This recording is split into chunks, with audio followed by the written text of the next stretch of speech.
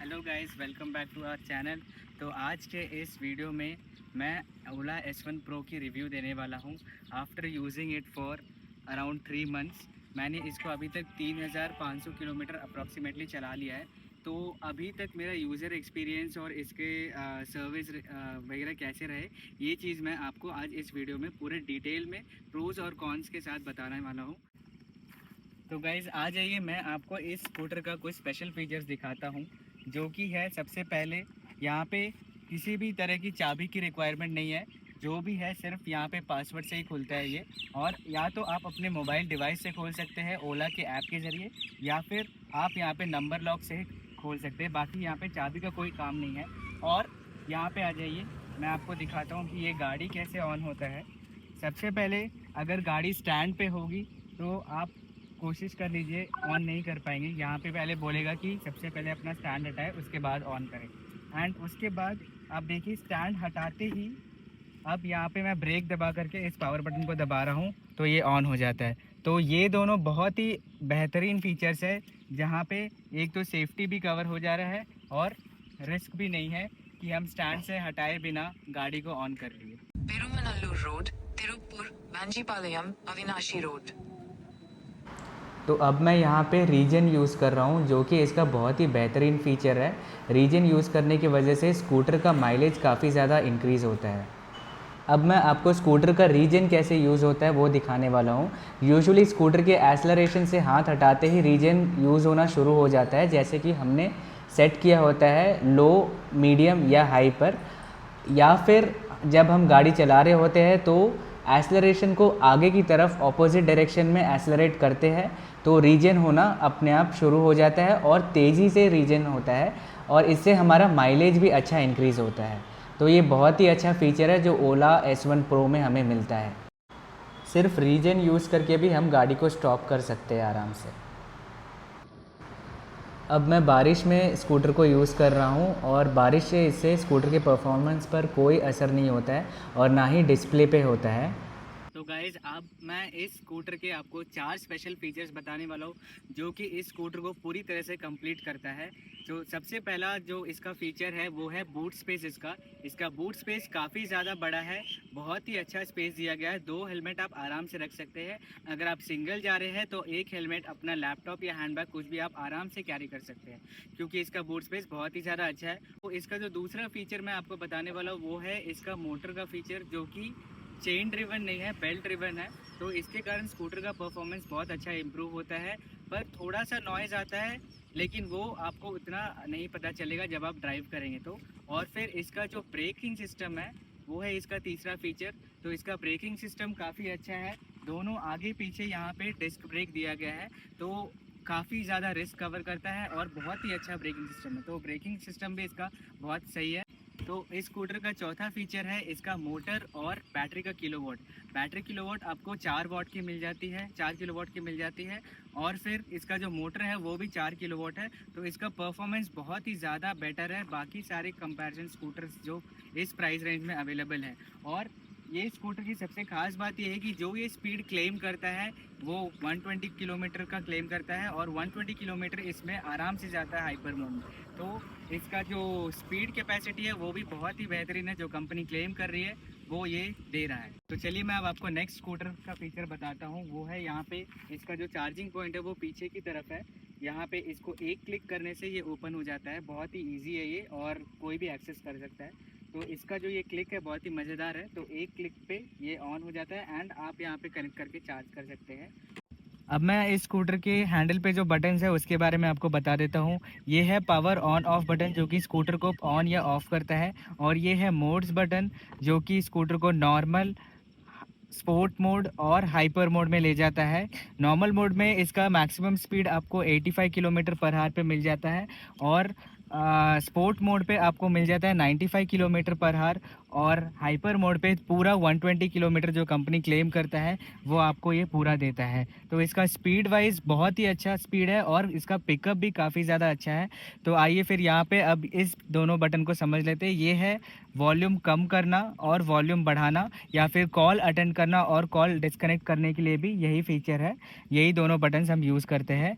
और फिर ये म्यूज़िक का प्ले और पॉज बटन है। बूट ओपन करने का बटन यहाँ पे स्क्रीन पे दिया गया है। इसे प्रेस करते ही हमारा बूट जो है वो ओपन हो जाता है। तो आप देख सकते हैं कितना अच्छा स्पेस है। मैंने अपना एक बैग, अपने कुछ सामान और फिर चार्जिंग, मैं हमेशा चार्जर लेके चलता हूँ क्योंकि कभी भी मैं यूज़ कर सकता हूँ, और ये एक हेलमेट। तो डिक्की का स्पेस बहुत ही ज़्यादा अच्छा दिया गया है, काफ़ी सारा सामान हम रख सकते हैं। लेफ़्ट साइड हैंडल बार पे हमें मिल जाता है पास लाइट ऑन ऑफ का बटन और इंडिकेटर का बटन मिल जाता है, जो कि हम ऑटोमेटिकली ऑफ होने का फीचर यहाँ से ऑन ऑफ कर सकते हैं। और ये हमारा हॉर्न का बटन है। और यहाँ पे ये वाला जो बटन है क्रूज़ मोड या फिर रिवर्स मोड का बटन है, जो कि हम क्रूज़ मोड चलाते हुए सेट कर सकते हैं। तो गाइस चलिए अब मैं आपको इसका क्रूज़ मोड दिखाता हूँ ये कैसे काम करता है। तो अभी मैं 56 के स्पीड पे चल रहा हूँ। क्रूज़ मोड को प्रेस करते ही, क्रूज़ मोड का बटन दबाते ही ये जो स्पीड पे चल रही होती है उसी पे मेंटेन करते हुए ये चलता रहता है। आपको एक्सेलरेशन करने की ज़रूरत नहीं है। ये क्रूज़ मोड हाईवेज़ में काफ़ी ज़्यादा काम आता है, तो मुझे ये क्रूज़ मोड काफ़ी ज़्यादा अच्छा लगा। और रिवर्स भी हम कर सकते हैं। हालांकि ये फ़ीचर कुछ ज़्यादा यूज़फुल नहीं है, लेकिन सिली है, पर ये कहीं कहीं पे काम आता है। तो मैं रिवर्स करके आपको दिखाता हूँ कि किस तरह से काम करता है।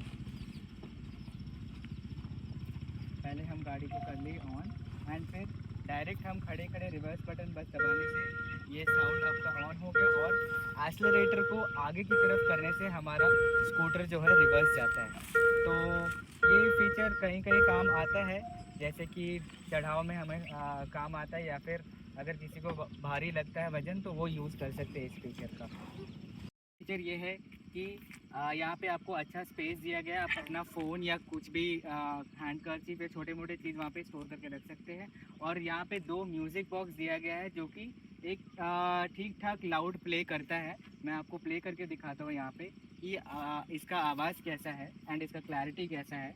यूजुअली मैं ड्राइव के वक्त ज़्यादा म्यूज़िक नहीं यूज़ करता हूँ, मे बी कुछ लोगों को पसंद हो, लेकिन मैं उतना ज़्यादा यूज़ नहीं करता हूँ। इसमें म्यूज़िक सिस्टम मैं आपको प्ले करके दिखाता हूँ। इससे म्यूज़िक सिस्टम ऑन होता है। इससे प्ले पॉज दोनों का एक ही बटन है।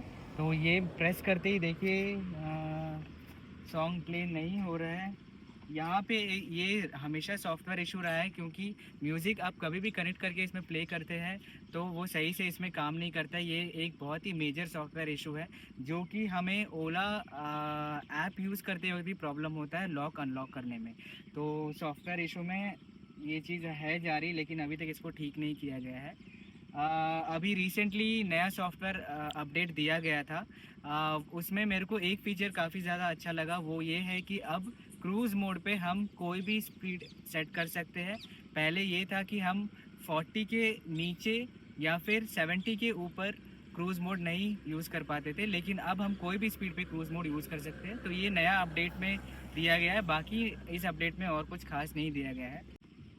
तो अब मैं इस स्कूटर के आपको रेंज के बारे में बताने वाला हूँ कि ये मुझे कितना रेंज देता है। मैं अभी तक 3500 किलोमीटर्स तक अप्रॉक्सीमेटली चला चुका हूँ। तो इसका जो रेंज है, ये जो कंपनी क्लेम करता है वो हमें पूरी तरह से नहीं मिलता है।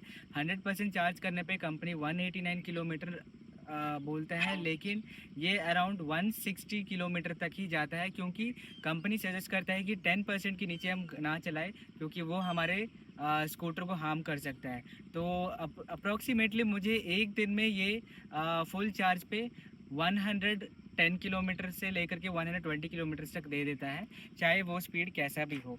और उसके बाद मैं अब आपको बताने वाला हूँ इसका जो सॉफ्टवेयर थिंग है, यहाँ पे क्या क्या फ़ीचर्स मिलते हैं। सॉफ्टवेयर वाइज देखा जाए तो हमें ऑटोमेटिक ऑफ का फ़ीचर मिलता है, जो 30 सेकेंड्स में गाड़ी अपने आप ऑफ हो जाता है। और फिर यहाँ पे और फीचर्स है, जैसे कि प्रॉक्सिमिटी अनलॉक, जो कि मोबाइल में क्लेम करते हैं कि हम पास में आते हैं तो अपने आप वो अनलॉक हो जाता है, जो कि वो सही से काम नहीं कर रहा है।